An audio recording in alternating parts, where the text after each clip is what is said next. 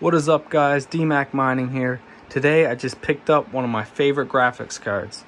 Here we have the RTX 2070.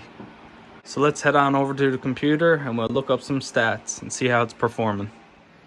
So here we are in Hive OS. We'll check out the card. I picked it up for $800 Canadian. I know that's not great, but in the market right now, it's not too bad.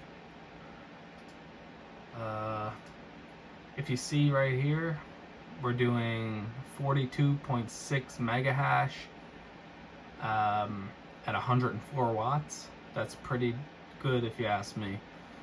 For the overclock, I just have 1000 at the core, 2000 memory, and 125 power limit. So let's just see what that is per mega hash. $800 divided by 42. $19 per mega hash. That's some premium hashes there, but all in all, I'm pretty happy with the purchase. It's pretty much a brand new card. I bought it off Facebook Marketplace. That's my go-to for graphics cards these days. So yeah, that's a pretty good buy in my eyes. Let's head over to the NiceHash profitability calculator, see what we're making per day.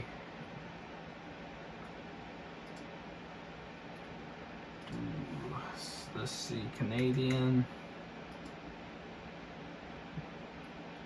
Where are we? 2070. Okay, so about $3 a day, $2.99 before power. That's pretty good. You compare it to like a 2070 Super, it's only making 5 cents less. Those cards are going for a lot more. Sorry if you hear fireworks here. People are having some early celebrations. So yeah, if you're looking into buying these cards, I would recommend paying less than $800, but that's the highest I would pay for sure.